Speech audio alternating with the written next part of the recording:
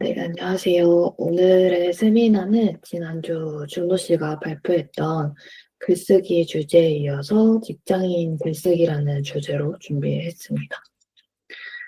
네, 목차는 이러합니다. 지난주 준호 씨가 발표했던 세미나와 공통적인 이야기는 짧게 넘어가고 이제 새로운 내용 위주로 말씀을 드려보겠습니다.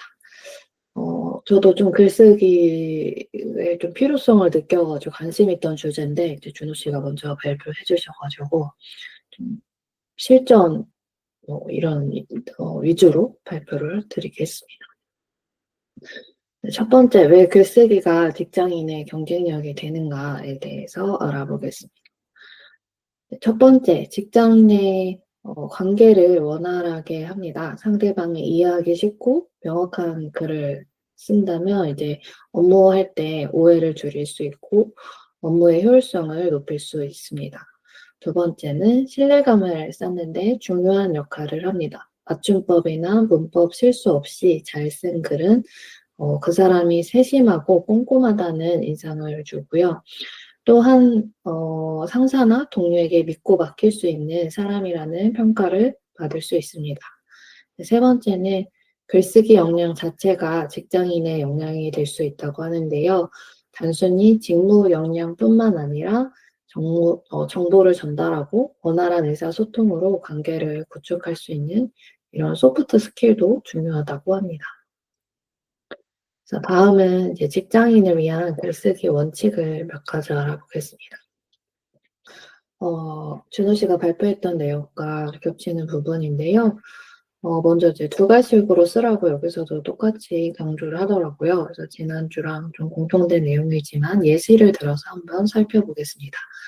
먼저 크게 핵심 메시지를 써야 하는데, 그 다음 핵심 메시지, 그 다음 세부사항, 그 다음에 결론 요약, 이 세 가지 형태로 쓰라고 하는데요. 먼저 핵심 메시지는 상사가 딱 한 문장만 들어야 한다면 이라고 생각했을 때 그 한 문장을 핵심 메시지로 고르면 된다고 합니다.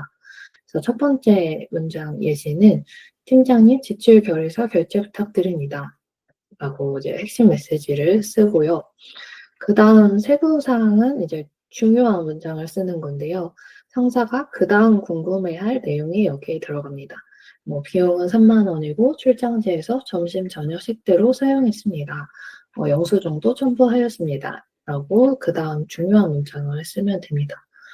마지막 결론 요약은 다시 한번 이제 강조를 하는데요.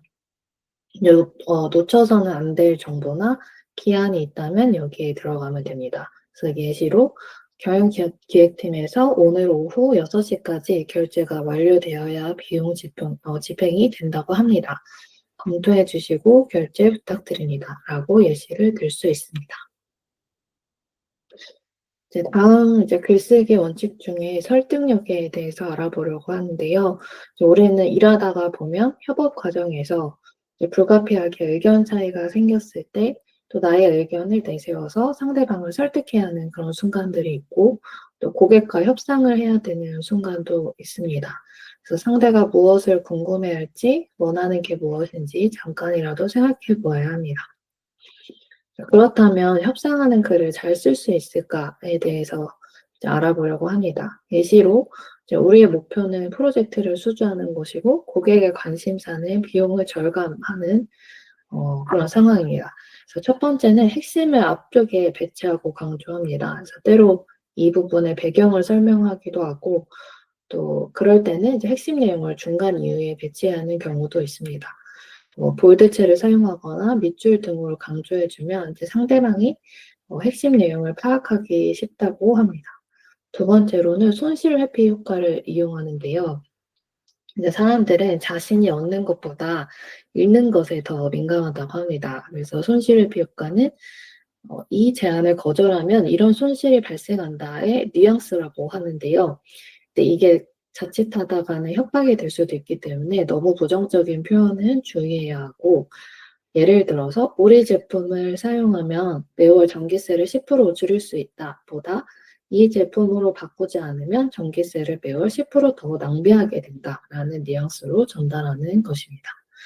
세 번째는 이제 협상을 할 때는 정보의 양과 질이 중요하다고 하는데요. 네, 넘어가서 그다음 직장인의 필수 글쓰기 네, 글쓰기 스킬에 대해서 알아보겠습니다. 앞서 여러 원칙들이 이제 책에는 나왔었는데 모두가 알 것 같은 내용이어서 새롭게 도움이 될 만한 내용만 써봤고요. 이제 앞에 이런 원칙들을 토대로 글쓰기 스킬에 대해서 이제 알아볼 텐데 주로 회사에서는 이메일 쓰기나 뭐 보고서 쓰기 많이 할 것 같아서 이 두 가지를 자세히 알아보겠습니다. 이제 먼저 이메일 작성 스킬인데요. 이메일 작성을 할 때 첨부 파일을 넣는 것을 제일 먼저 하라고 하더라고요.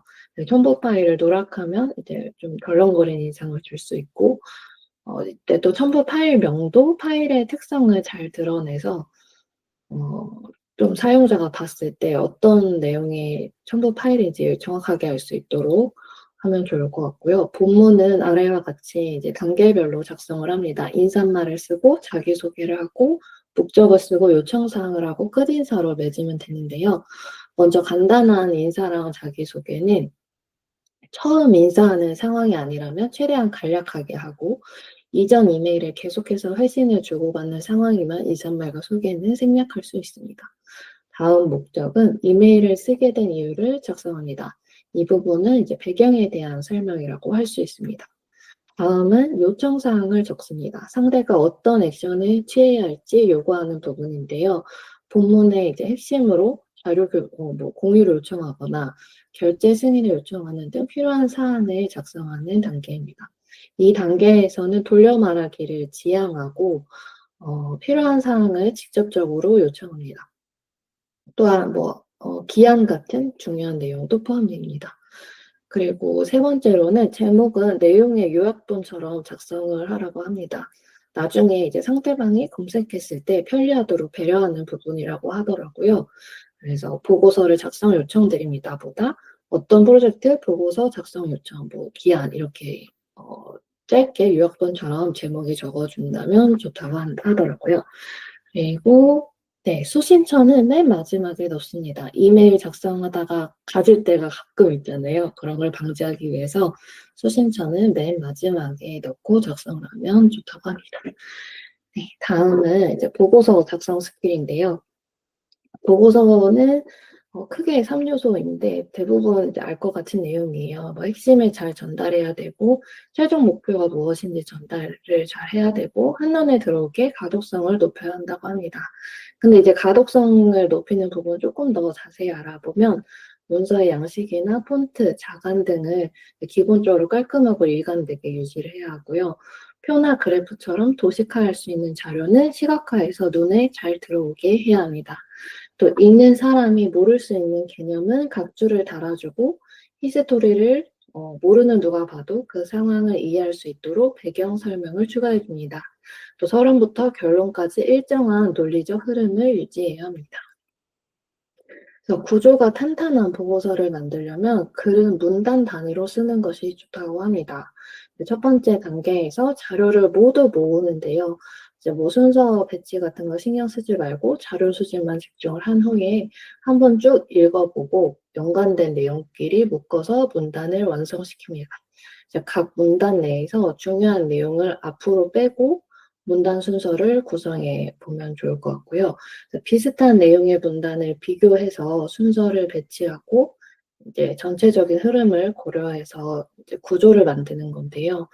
이제 보고서에도 스토리 라인이 있다고 해요. 그래서 맨 처음에는 핵심 내용이 요약되어 있는 부분이 앞으로 나오고, 그 다음 추진 배경, 목적, 추진안, 세부 내용, 결론 정리 이 순서로 스토리 라인을 짜면 된다고 합니다. 또 보고서 작성할 때는 숫자 점검을 꼭 해야 합니다. 정확한 통계나 수치는 필수이고 무언가를 주장할 때는 숫자가 아주 중요하다고 해요. 그래서 그 숫자를 그저 나열하는 게 아니라 정확한 숫자를 읽기 쉽게 쓰는 게 스킬이라고 하고요. 숫자나 단위는 꼭 한 번씩 더 검토를 하고 이어서 이제 자료의 출처도 명확하게 표기를 해야 한다고 합니다. 그리고 다음은 중복과 누락을 피하는 것인데 상사가 궁금해할 내용을 빠짐없이 포함하면서도 내용이 중복되지 않게 작성해야 합니다. 또 보고서를 읽으면서 질문이 떠오르는데 보고서에 그 내용이 없으면 그 보고서는 무언가 빠져있는 것이라고 합니다. 그래서 필요한 내용이 모두 다 잘 담겨지도록 작성하는 게 중요한 스킬이라고 합니다. 마지막에 반드시 퇴고를 해야 하는데요. 퇴고할 때 이제 체크리스트가 이렇게 정리가 되어 있어요. 그래서 결론이 명확하고 두 가지식으로 잘 작성되어 있는지, 내용의 전체적인 순서랑 흐름이 자연스러운지, 또 상위 범주에 맞는 세부 내용이 잘 들어가 있는지, 또 숫자나 단위나 자료 출처가 정확하게 들어가 있는지, 또 중복되거나 누락된 내용이 없는지, 이런 체크리스트를 한번 가지고 보고서 마지막에 퇴고를 하면 좋은 보고서가 만들어질 수 있을 것 같습니다. 네, 마지막으로 조금씩 다른 보고서가 있어서 이제 완성도 높일 수 있는 작은 팁들을 알아볼 텐데요. 먼저 현황 보고는 현재의 상황을 객관적으로 정리할 뿐만 아니라 미래에 발생할 수 있는 주요 리스크와 해결 방안을 함께 제시하면 좋습니다. 단순히 현황 보고라고 해서 현재의 진행 현황만을 나열하는 게 아니라 예상되는 그런 문제점이랑 해결책까지 같이 제시하면은 뭔가 좀 더 전문적으로 느껴지겠죠. 그리고 결과 보고는 뭐 단순히 프로젝트를 결과만 정리하는 게 아니고 배운 점과 개선점까지 함께 추가를 하면 좋을 것 같은데, 결과에 따라 조금 다른 것 같아요. 결과가 만약에 성공적인 경우에는 어떤 부분이 가장 큰 기여를 했는지에 대해서 내용을 적고, 만약에 실패했다면 실패 원인을 분석하고 어떻게 개선할 수 있는지 그런 내용까지 써주면 좋을 것 같습니다. 그래서 만약에 다음에 다른 비슷한 프로젝트를 할 경우에도 도움이 될 인사이트를 제공하면 좀 더 완성도를 높일 수 있습니다. 또 신규 프로젝트 보고를 할 때도 있는데요.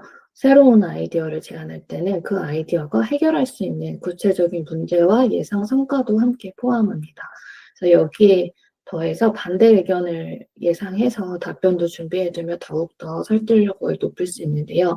신규 프로젝트의 경우에는 검토하는 사람의 입장에서 의문이 많을 수밖에 없다는 것을 항상 생각을 하고, 추진을 위해서 여러 가지 이제 '어떤 질문을 이 사람들이 할까?'라는 부분을 떠오르고 답변을 준비해 두면 당황하는 것을 좀 줄일 수 있을 것 같습니다. 그래서 이 책에서도 똑같이 지난번 글쓰기 세미나랑 똑같이 이 책에서도 꾸준히 연습을 해야 한다고 하더라고요. 그래서 물론 요즘은 이제 챗GPT 돌리면 글쓰기를 아주 훌륭하게 글을 잘 써 주지만, 본인의 성장을 위해서는 쪼끔씩 글쓰기 연습을 챗GPT를 또 이용해서 매일 짧게라도 연습을 해 가면 좋을 것 같아서 적어 보았습니다. 네, 제가 오늘 준비한 세미나는 여기까지입니다. 감사합니다.